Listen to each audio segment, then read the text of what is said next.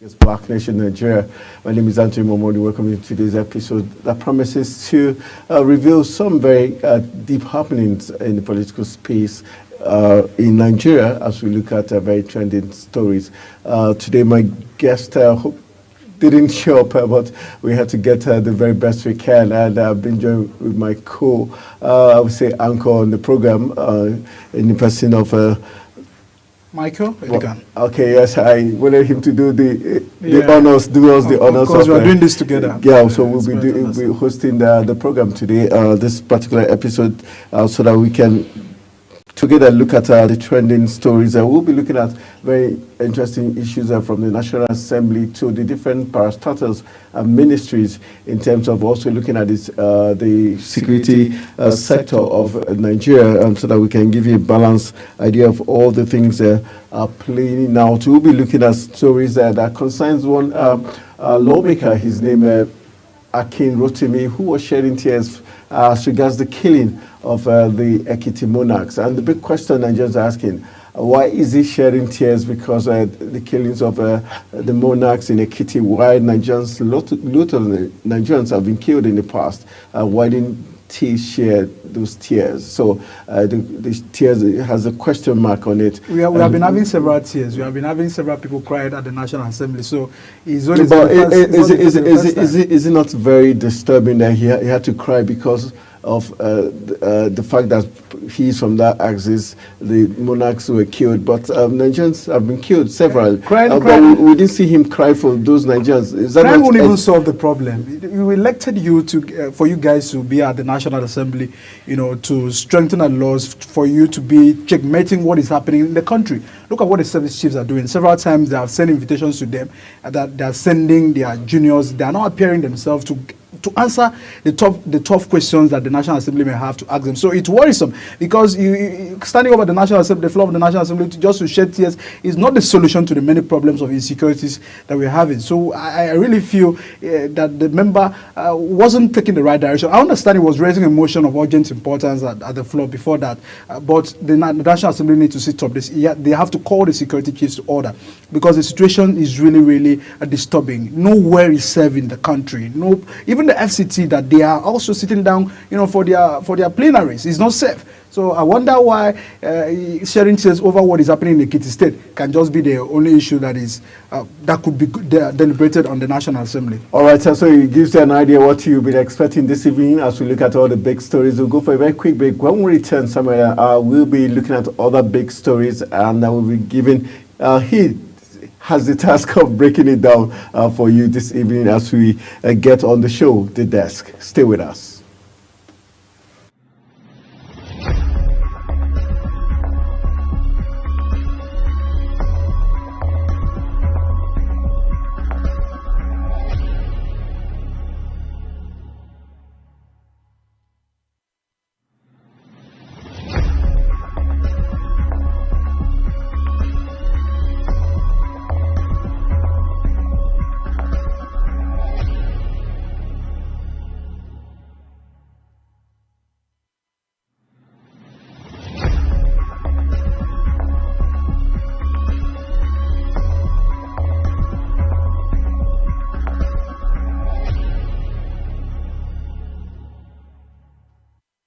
All right, welcome back from that quick break. You're still watching The Desk on Global Television. It's Anthony and Samuel getting the show on the road this evening as we attempt to break down all the big stories making the rounds. Let's begin from where we started. The spokesman of the House of Representatives, a lawmaker representing Ekiti North, Federal constituency, Akin Rotimi broke down in tears on the floor of the House over the killings of two traditional rulers in Ekiti State. Rotimi called the attention of the House to the heinous killings of the two monarchs by gunmen.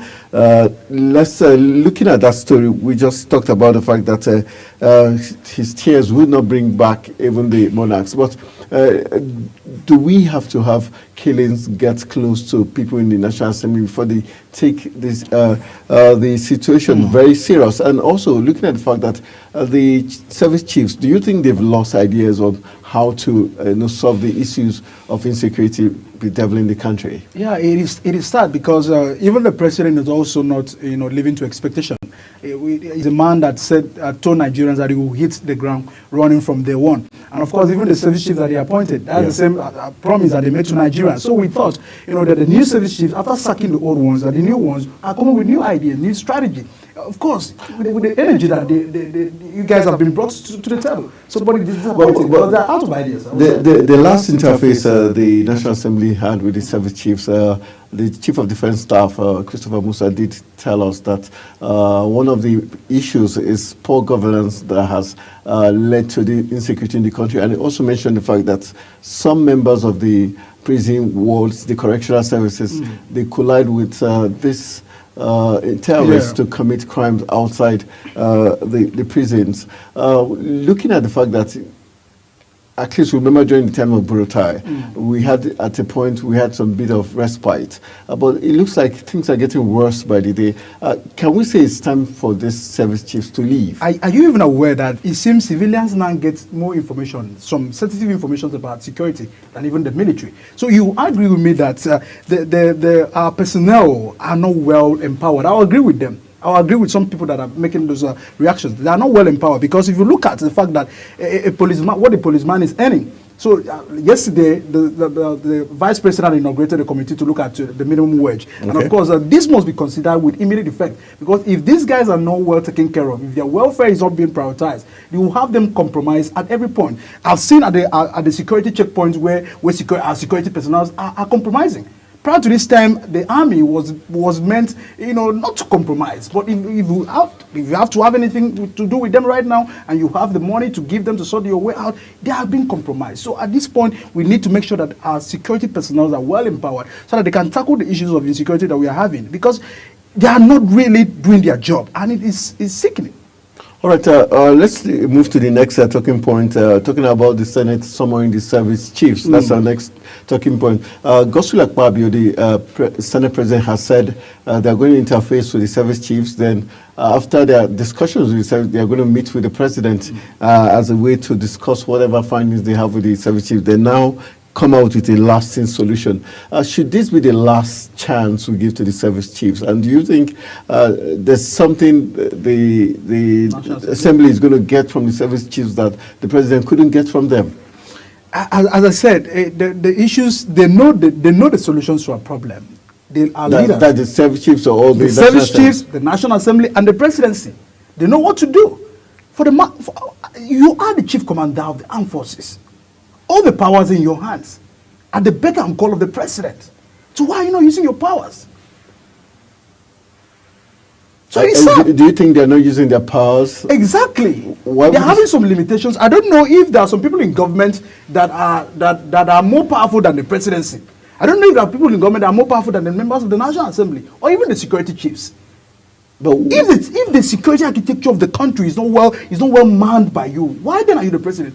You understand that the essence why people have government is to protect the lives and property of the people. So it means that if you are not in control of controlling the people, controlling the properties and the lives of the people, it means that there is no government in existence. So the description of what the presidency means, the description of what government means, raise on their shoulder and they know what to do. Let's assume now they're not living up to expectations. What should be the way forward? Do you see this National Assembly as a National Assembly that can move for the impeachment of Mr. President? Do you see them as, do you see the Nigerian people as people who can stand up and say enough is enough, we're going to force a change? Yeah, I think one of those things that the presidency needs to consider has to be the state, the issue of state security. We need to understand that there's a need for us to go back to communal... community policing? Community policing. Okay. Really, because you understand that information starts from the community. And most of the times when these things happen, before they could reach the state CID or whatever, they can actually put a call across, the incidents have already occurred, and it's always late. They come sometimes 20 minutes after, 30 minutes after. So there's a need to set up community policing. There is a need to encourage that. But we've got just last 48 hours, we had the governor of Imo State, Uzodimma, saying the state governors can't pay state police, cannot cope with that. Do you think he's being honest, especially if you put into consideration that they've got security votes that come in every month that is not accounted for? the governors, you understand that the governors are also the problem of this country. We have seen how they have ridiculed the 774 local government areas that we have. Because the federal government pushes money from the center down back to you. And you have to empower the local government that is under you. And you understand that even the minimum wage, some states are not paying the current minimum wage. That's the issue that we're having in this country. So when a state is coming to say that they don't have enough money, but you see that commissioners are accumulating wealth more than even the resources of the state, so the governors themselves and all of that. So it's worrisome. If you cannot have money to secure the properties or the lives of the people, what then should be your priorities in government? That's the question that they need to answer. All right, let's move on to the next talking point. We're looking at the minimum wage is the next talking point. As we look at, because just yesterday we had the committee set up, and the federal government and the entire committee met with at least 4 state governors, looking at the setup of the minimum wage committee, the tripartite committee. Are you impressed with the composition of the tripartite committee? One. Secondly, just today, Labour came out to say 200,000 naira is not realistic. To the current economy, yes, realistic. But is the organized Labour even realistic To what they want? to asking for even 200,000 naira? You just said the 30,000. Some states have not paid. Have not implemented. So how realistic is Labour itself before we even talk about the federal government, or what is realistic for the current situation? Yeah, I will agree with the Nigerian Labour Congress. You understand, you agree with me, that the current economic situation is worrisome. And of course, the current minimum wage of the workers is not encouraging. Okay. But then, it will just be as if you are sweeping, the surface of the issue. The main issue is about fixing our economy. That even if the minimum wage is being increased to 200,000, and a dollar to naira is still at what it is right now, there is no how we can actually go out of this situation. So the Labour need to engage, away from engaging the government, for their minimum wage to be increased. There is a need for us to pay attention to economy. Let's see how we can actually encourage our production, local production. Nigerians are also having a role to play in this, because we are taking a lot of things that are being exported to these countries, or that have been imported to these countries. Yeah. We are not prioritizing a local product. People want to buy cars, they live in innocent cars. Who will you blame? Because just recently we've had the era of Godwin Emefiele in terms of the allocation of the forex, giving it to his cronies and some other sectors that are not production inclined. Right now, we had recently the CBN paying as much as $500 million for this forex allocation. How key is it for the right distribution of allocation of those forex allocation? How key is it for them to allocate it to those manufacturing sector? And also, does price regulation come into play, talking about this, as we talk about this minimum wage issue? The main problem, I would say, is about we are consuming a lot of things that is coming in, and the moment where we are not in any way producing, there is no how. There's no magic about it. It's a basic economy. Like, I don't need to be a chief economist to understand the reality that we are. So many of the consumptions of what are consumed products are being imported. So there is a need that even the Central Bank of Nigeria needs to understand that to empower the local producers, to empower the local market. Look at Dangote today wants to go to the United States, to bring crude oil back to Nigeria. What is NNPC doing? They have a role to play. So it's sad. All right, so for now, what would you say is the realistic amount of money? We're already for the minimum wage. Yes. And what do you think the federal government would, at the end, settle for? Let's just hope that even the 200,000 that they had proposed can be realized, because I wonder how we can move from about 30,000 naira minimum wage to 200,000. Is Labour being realistic? That's the point. And they're even saying that even the 200,000 that they earlier proposed is not even enough. That they are not even sure that it's even enough. So can we say they look for more? Can we say Labour is playing to the gallery? Because if we truly want to be realistic, we know that we're going through inflation already. What do you think is reasonable right now that you think the federal government would agree to play ball with? And we have to look at the fact the state government, what can they afford to pay? Yeah, I think the part of those that have formed the committees are governors of different states. Yeah, you know, four states were included. Yeah, included, and of course they have representation among the trade union and all of this. So Yeah. We are satisfied with the committees that have been set up by the federal government to look at the issues of minimum wage. I feel a lot of these deliberations will come in. You know, the issues of how much it will be. But the truth of the matter is that the population of our workers is just some percent of the current unemployed population that we have in this country. And the moment where we are just concentrating on, you know, raising the minimum wage of our workers, about those that are not working, about the private sector. So that is why it still boils back to the fact that, you know, our economy needs to be encouraged, because the moment where private sector does not have the capacity, you know, to also increase the minimum wage from whatever, you know, the committees will advise the federal government to, it will also be a problem, because the statistics of the population of workers is not just enough, you know, to compare to the population of Nigerians that are either in the private sectors or business owners or people that are just there, or graduates and all of that. So the consideration has to be, you know, all encompassing, because there's a need to also engage both the private sector. There's a need for them to also engage Nigerians properly, for them to come out of this, so that even when, you know, it's been fixed, you know, the private sector can also be able to adjust, you know, to the reality of the new minimum wage, because it will have, you know, an impact on them also. All right, we'll go for a very quick break. When we return from the break, we'll continue discussions as we look at very salient issues making the rounds in Nigeria. Stay with us.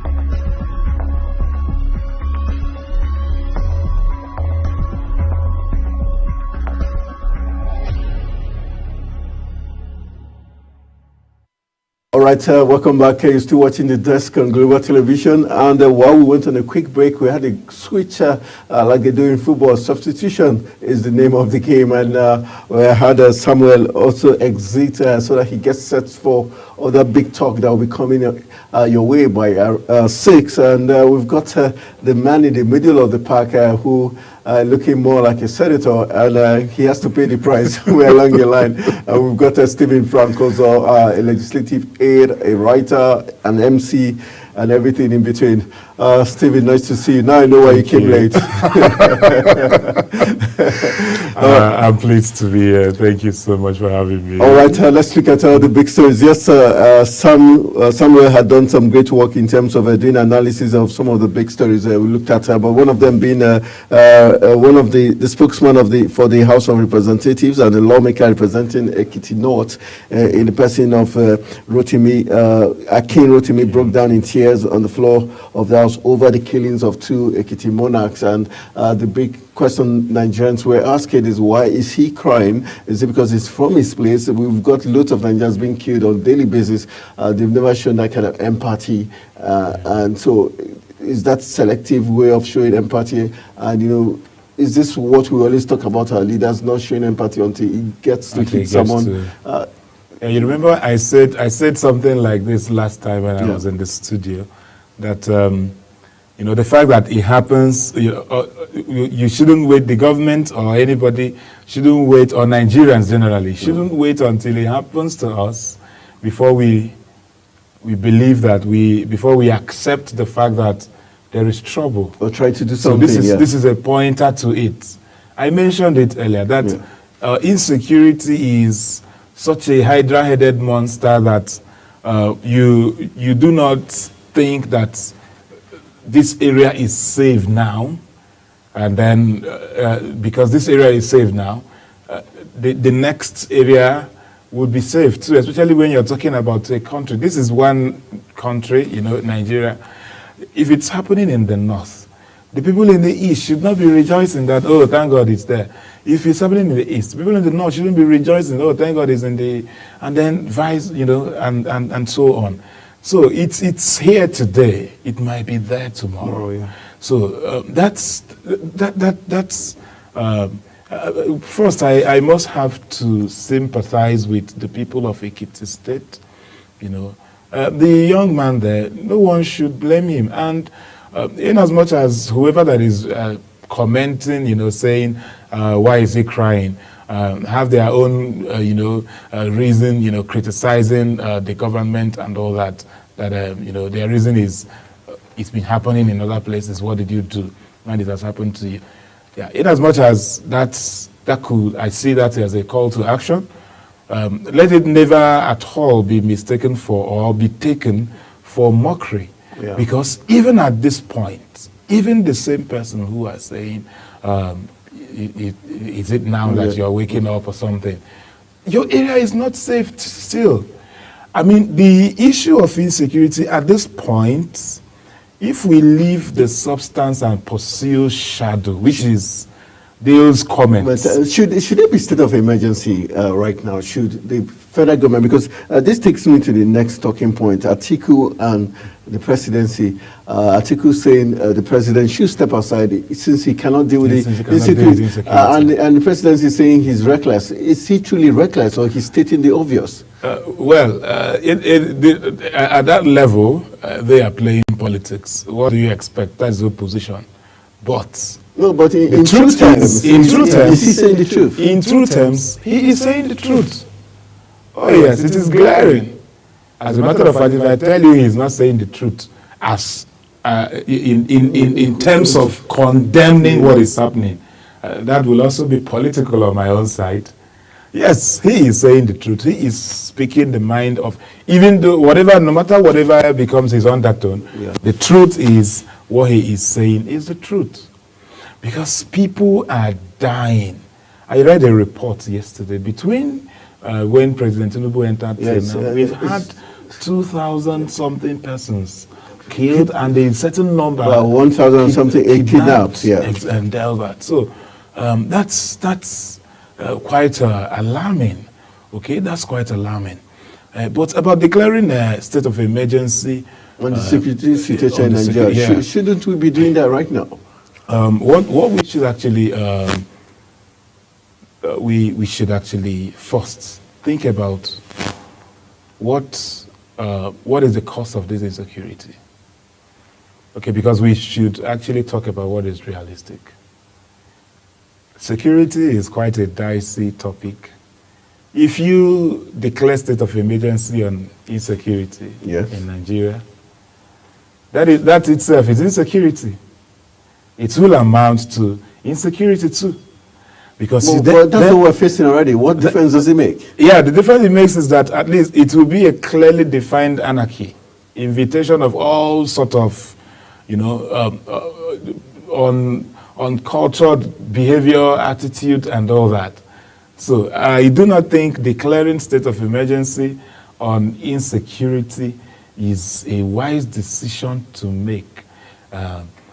As far as territorial integrity is concerned, I do not think is that so. what is more important to us? Our Yeah, it is as rather than the important. lives of Yes. and properties of our people. Okay, the lives and properties of the people is also what we are going to be securing when we are avoiding. You can declare state of emergency on insecurity, and at that point, do you know what it means? The implication is that the state is, unquote, no longer Yes. in control. Okay? Now, what we are even experiencing now Is the state in is control? that's what I'm saying. Is the state unofficially not being in control, and you're seeing what you're seeing now. Now, if you say there is state of emergency and the state is no longer in control of security, what will now happen? You will have a worst case scenario, because at that time, even the security agencies, agents whom we are already complaining that they are not enjoying adequate government support and morale boost and all that. At that point, you will see them more relapsed, and things would go out of hand. Nigeria is that country that is still struggling with civilization. Okay, so we are quite unripe for saying you want to declare state of emergency on insecurity. But what you would declare state of emergency on are the causes of insecurity. At least things that will make you reduce it to the barest minimum. By 50%, for instance. Okay. What are they? Unemployment. Because believe me, yes, in as much as it is true that there are people who are bad eggs naturally, both those who are external mercenaries, who are playing politics with security, these are things we've seen happen in Nigeria, where the opposition or even internally they are trying to sabotage the government, and they are manufacturing. In as much as those things are there, it's also important to note that insecurity is an act perpetrated by people. Okay. And these people, it's not all of them that are recruited from outside the country. Nigerians aid in this act. And who are those Nigerians who are available for this act? The unemployed Nigerians. Okay. That's fair enough. The unemployed Nigerians, the uneducated Nigerians, the hungry Nigerians, those who are so hungry that for one sachet of salt and 2 cups of rice and 2 cubes of seasoning, they can go to the highest point to do the bidding of their paymaster because they are hungry. And government politics has been a tool of suppressing the people enough that you see people hungry. The reality of the day now is that the hardship, everybody is feeling it. I just told you about, I inquired for, the windscreen for the damaged car a few days ago. They told me by today, just a few days gap, by today it had increased by 10,000 naira. Instead of buying 35, I'm buying 45. With abeg. Go to market, food stuff, the same thing. Even the rich are crying. not to talk of what will happen to the poor. All So right. these are realities. Let us declare state of emergency on unemployment. Oh yes, these are areas we should, on hunger. These are areas so you would drastically reduce the number of people available to be used. Then another thing I must mention is, let us at this point, another drastic action that government should take is to at this point identify that we were talking about someone opposing cutting down on budget. Yes.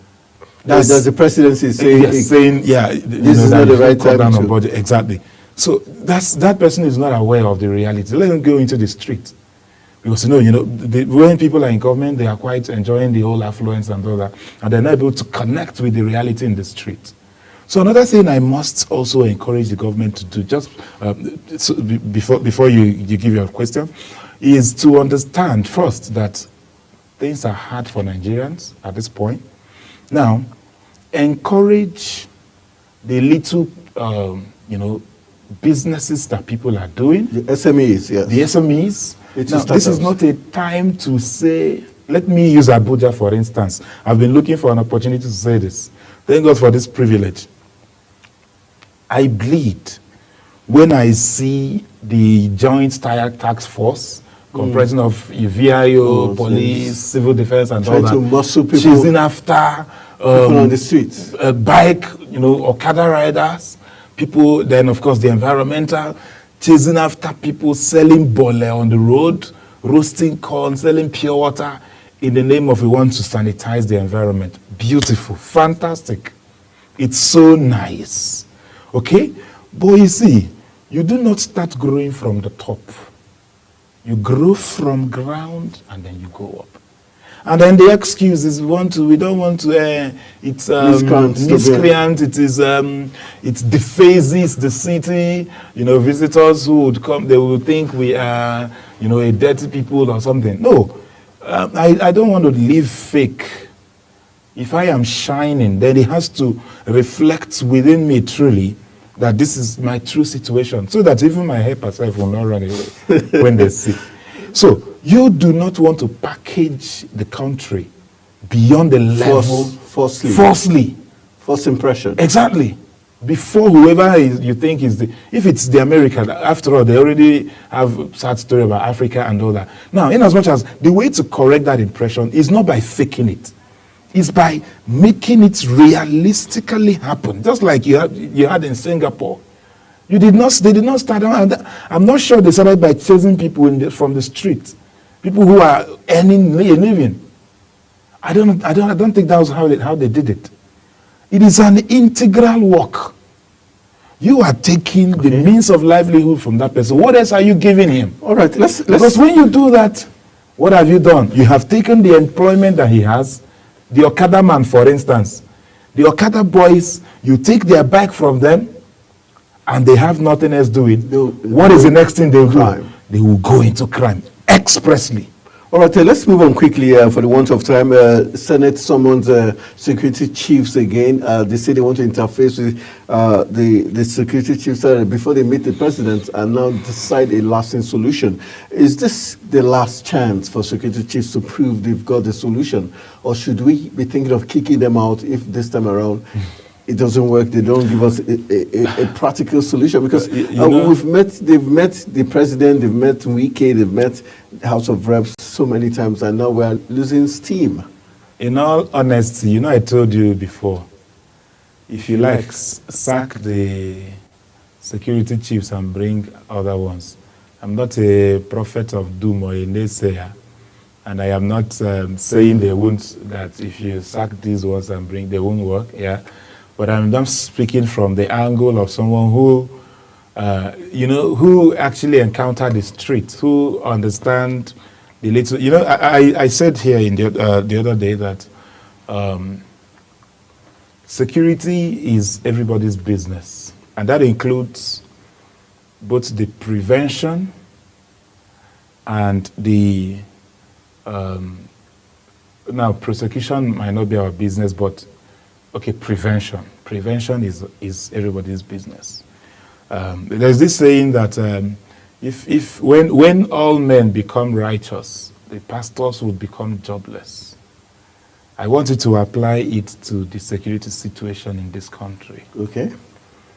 If Nigerians decide to shun crime, there will be no much pressure on the security agencies.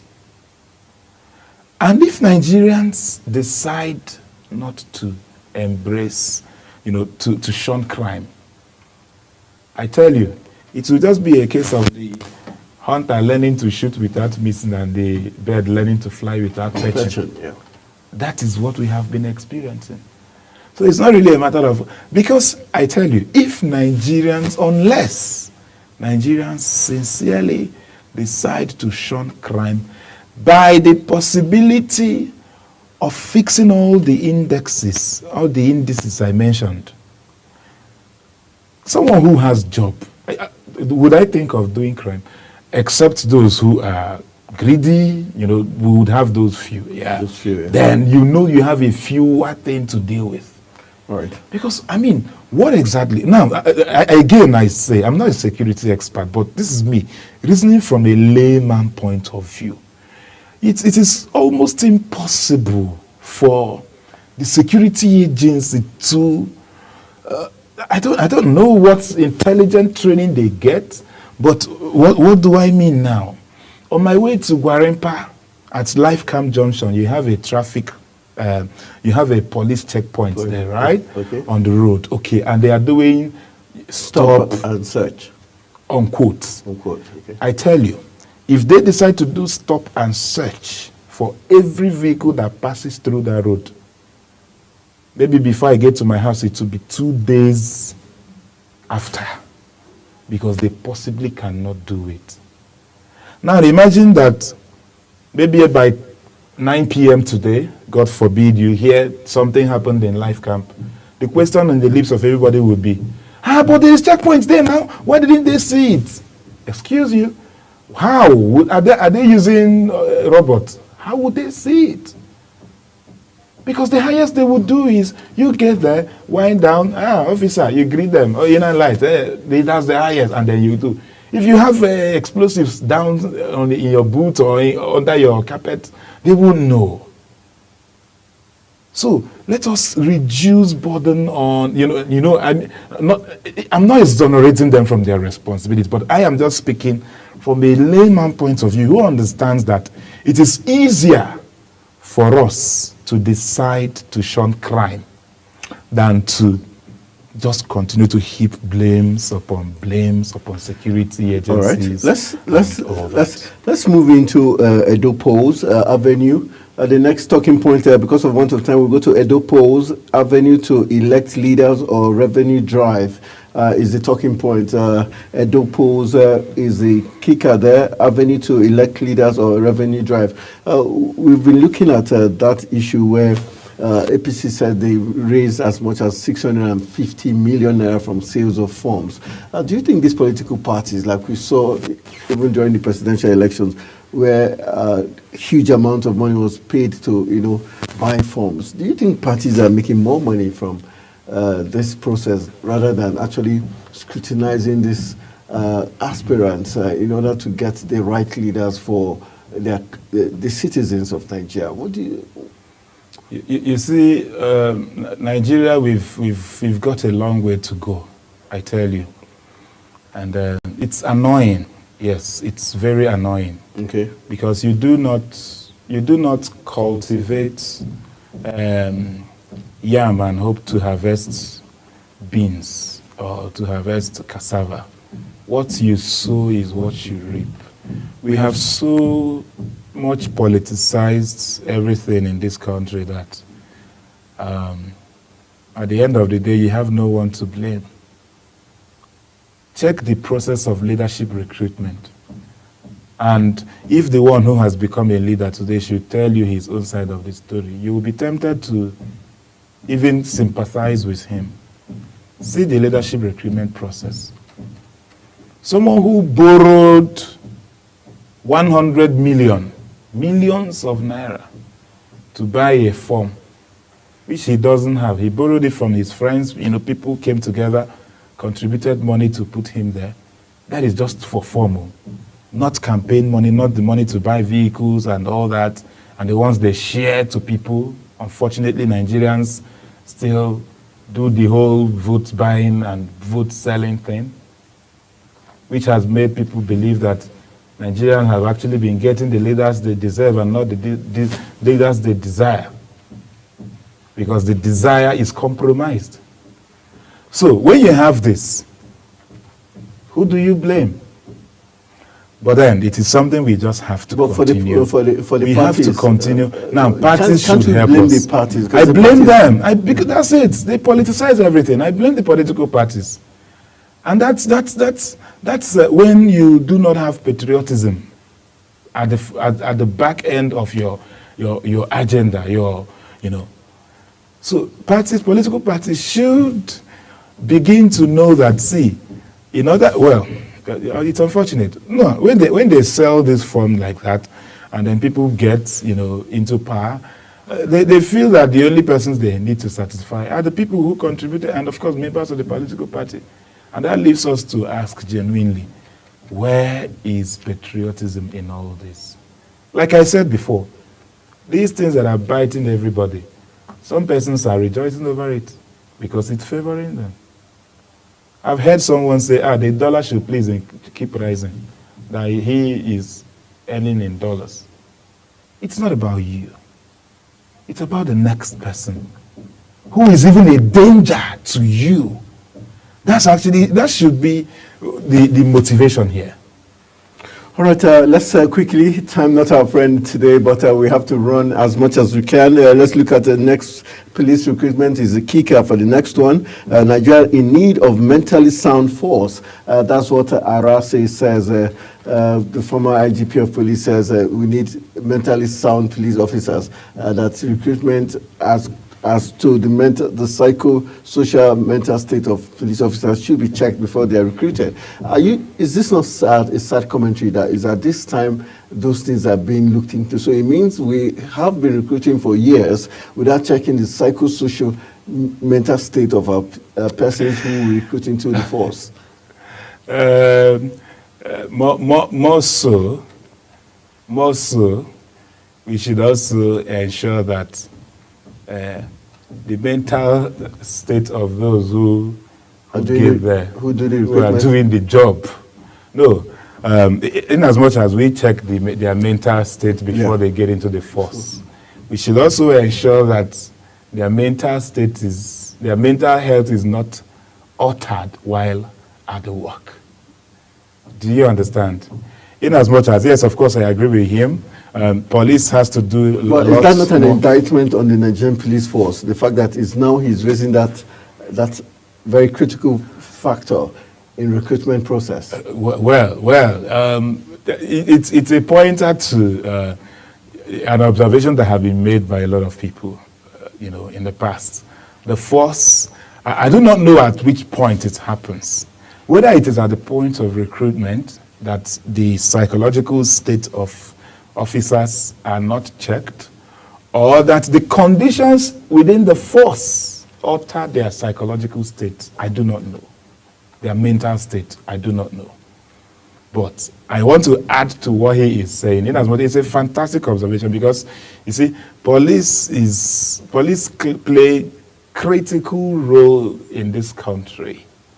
And anybody who is having such responsibility should be someone who is emotionally intelligent, who is mentally sound. I give you an instance. I had that accident that time. So the guys who rescued me went and called policemen on patrol. They came to the scene of the accident. This is someone who passed out, and then the guys miraculously revived me. Okay, so they brought police to the scene and requested that they carried me to the hospital. Do you know what the men said? I say this with the policemen.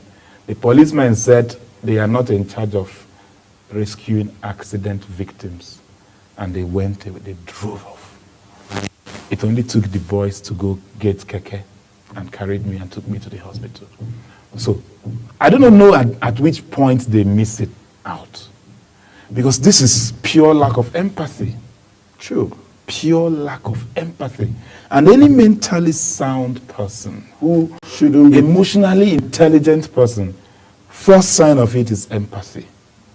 You should see the core value within your work, which is security of lives and properties. True. So I do not know at which point they lose it, whether due to frustration, while the work is on, because we have, of course, the issue of police, matters concerning police has been in the front burner for a long time. So maybe they also, in as much as we want to check and ensure that people who are mentally sound are those who are getting into the force, we should also ensure that the conditions of their work do not alter their mental health. All right. By lack of welfare, lack of adequate remunerations, lack of motivations that makes them to go all out to, even feast on those who they are meant to protect.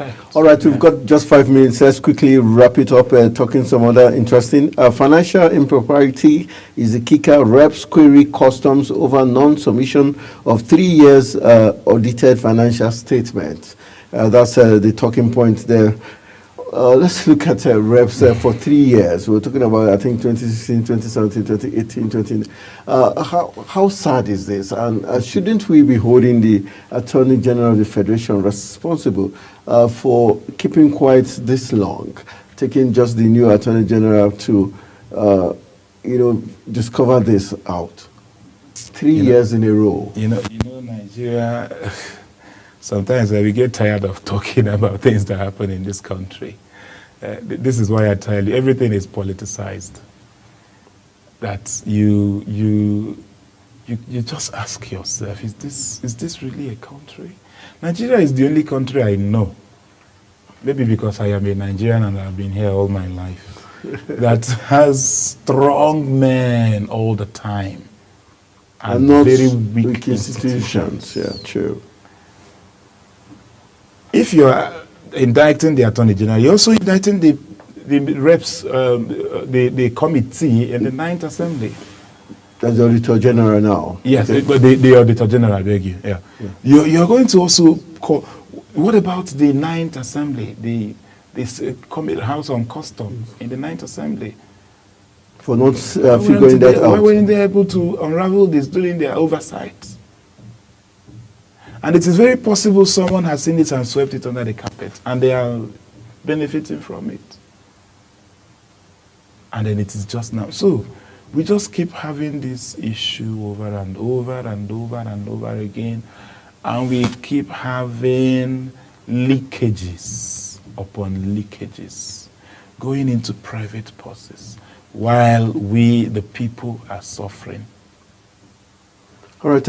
We just do hope that. Let's just wrap it a quick one. 200,000 minimum wage. Talking about the minimum wage, Labour is saying 200,000 is not realistic. Is Labour also realistic? In 1 minute, please.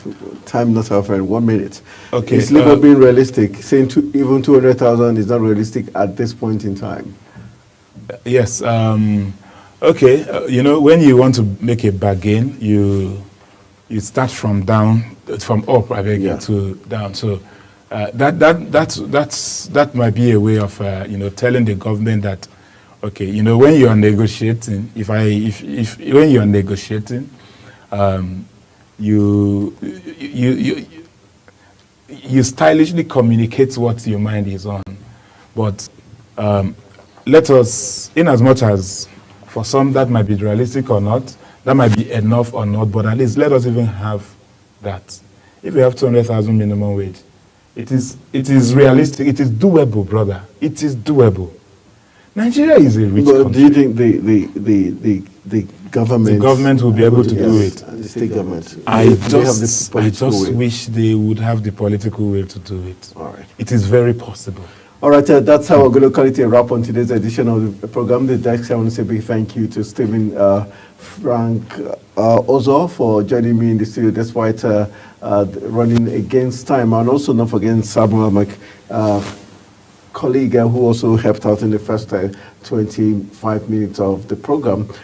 Time not truly our friend, but hopefully we'll be having a full blast on Friday when we'll be having another episode of the program, The Deck. Stay with us.